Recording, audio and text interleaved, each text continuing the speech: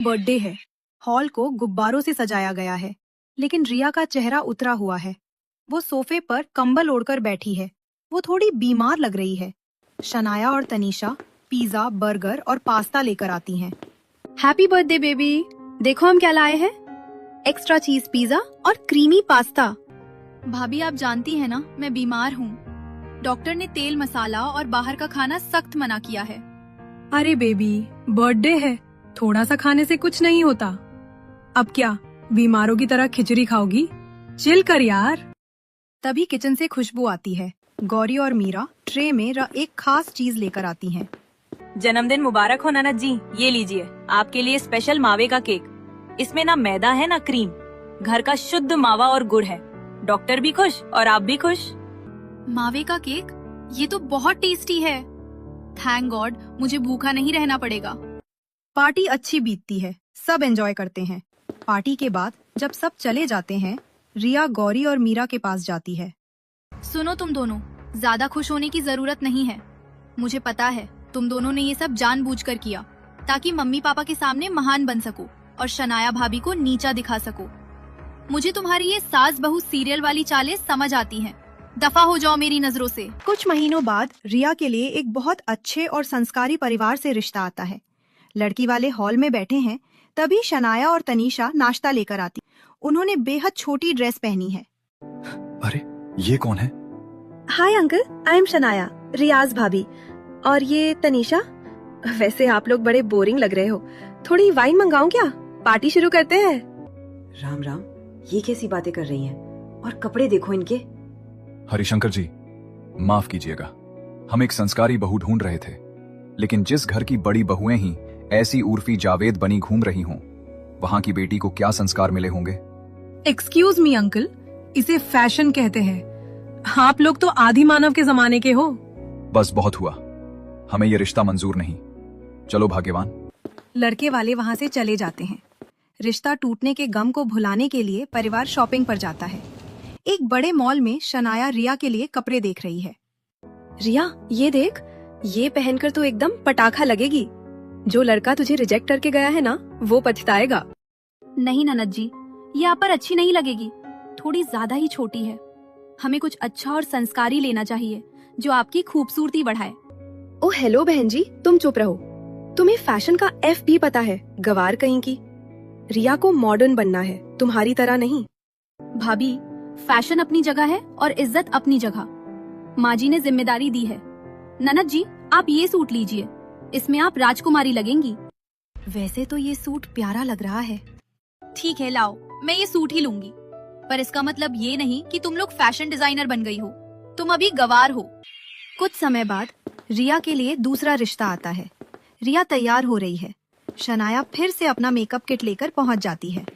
रुक, आज तुझे ऐसा तैयार करूंगी कि लड़का देखते ही बेहोश हो जाए। तभी कलावती वहाँ आ जाती है। रिया का चेहरा देखकर वो गुस्से में आ जाती है। खबरदार जो तूने इसे हाथ भी लगाया। पिछली बार तेरी वजह से रिश्ता टूटा था।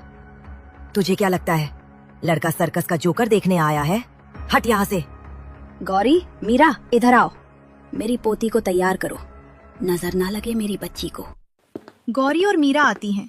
वे रिया को एक प्यारी सी साड़ी पहनाती हैं, बालों में गजरा लगाती हैं और हल्का मेकअप करती हैं। रिया शीशे में खुद को पहचान नहीं पाती। वाओ, मैं इतनी अच्छी भी लग सकती हूँ।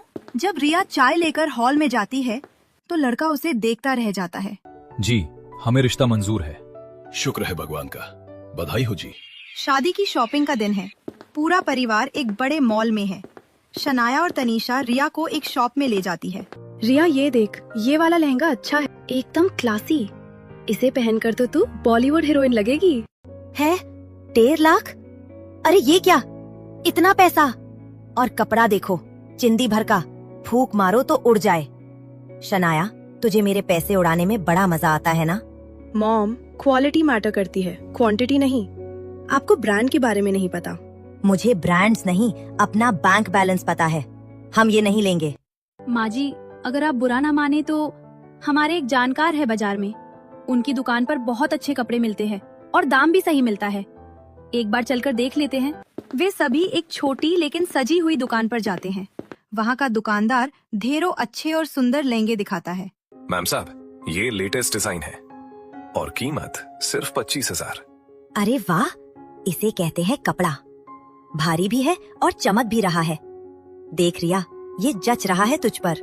अच्छा तो है मॉम, मानना पड़ेगा। चॉइस तो अच्छी है इन गवारों की। ठीक है, ले लेते हैं, पर इसका क्रेडिट मैं किसी और को नहीं दूंगी। पसंद मेरी है। रात का समय, रिया अपने नए लहंगे को देख रही है। शनाया और तनीषा उसके कमरे में आती हैं। देख रिया, तुझे पता है वो दुकान वाली चाल क्यों चली? ताकि सस्ते कपड़े दिलाकर बाकी पैसे बचा सके और बाद में खुद हड़प ले। ये बहुत चालू है। अगली सुबह रिया जोर जोर से रो रही है और अपना सामान फेंक रही है। मेरा सोने का कंगन कहाँ गया? मैंने यही टेबल पर रखा था। इस घर में चोर है और मुझे पक्का यकीन है ये काम उन्हीं का है। क्या हुआ? इन्हीं दोनों का। कल शॉपिंग में भी पैसे बचाने का नाटक कर रही थी। मेरी शादी का घर है और ये लोग चोरियां कर रही हैं। ननद जी, ये आप क्या कह रही हैं? हम गरीब हो सकते हैं पर चोर नहीं। बस चुप कर रिया, अभी शादी का घर है, ढोल नगारे बजने हैं, तमाशा मत कर। जो भी बात होगी शादी के बाद होगी, अभी सब काम पर लगो। हॉल में मीटिंग चल रही है। शादी की सजावट की बात हो रही है। मॉम डैड, मैंने शहर के बेस्ट वेडिंग प्लानर से बात की है। वो पूरा घर रॉयल थीम पर सजा देगा। बस 5 लाख का खर्चा है। लाख? तनीषा, तुम्हें पता है बिजनेस में कितना घाटा चल रहा है? हम इतना खर्च नहीं कर सकते। तो क्या बिना सजावट की शादी होगी? मेरी ननद की शादी है, कोई मजाक नहीं। मैं तो हाथ नहीं लगाने वाली किसी काम को। बाऊजी, आप चिंता मत कीजिए, हम है ना। हम घर को ऐसा सजाएंगे कि लोग देखते रह जाएंगे। अगले 2 दिन गौरी और मीरा जी जान लगा देती हैं। वे घर को बहुत अच्छे से सजाती हैं। पड़ोसी आते हैं और सजावट देखकर हैरान रह जाते हैं। अरे कलावती, क्या सजाया है घर को? कौन सा वेडिंग प्लानर बुलाया था? कोई प्लानर नहीं, ये मेरी छोटी बहुओं का कमाल है। शनाया और तनीषा ये सब देख रही थी। उनके चेहरे पर जलन साफ दिख रही है। शाम को कीर्तन रखा गया है। सारे रिश्तेदार और मोहल्ले की औरतें आई हैं। सब साड़ियों में हैं। तभी सीढ़ियों से शनाया और तनीषा उतरती हैं। उन्होंने शॉर्ट ड्रेसेस पहनी हैं। सब उन्हें देखकर हैरान रह जाते हैं। हाय राम, ये लड़कियां कीर्तन में आई हैं या क्लब में? राम राम, घोर कलयुग है। तुम दोनों को शर्म नहीं आती? कीर्तन है, कोई फैशन शो नहीं है। जाओ अभी कपड़े बदल कर आओ। ओह गॉड मॉम, ये डिजाइनर ड्रेसेस हैं। आप लोग नहीं समझोगे। तभी पता चलता है कि कीर्तन मंडली नहीं आ रही। शनाया ने उन्हें फोन करके मना कर दिया था। अरे भाई, कीर्तन शुरू होगा या हम जाएं? कब से बैठे हैं? स्थिति बिगड़ती देख गौरी और मीरा आगे आती हैं। मीरा ढोलक बजाती है और गौरी कीर्तन गाती है। वे सुरीली आवाज में भजन गाना शुरू करती हैं। माहौल एकदम बदल जाता है। सब तालियां बजाने लगते हैं। हल्दी की रस्म शुरू होने वाली है। रिया अपने कमरे में तैयार होने के लिए खड़ी है। उसकी पीली डिजाइनर ड्रेस बेड पर रखी है। शनाया हाथ में लाल रंग का शरबत लेकर कमरे में आती है।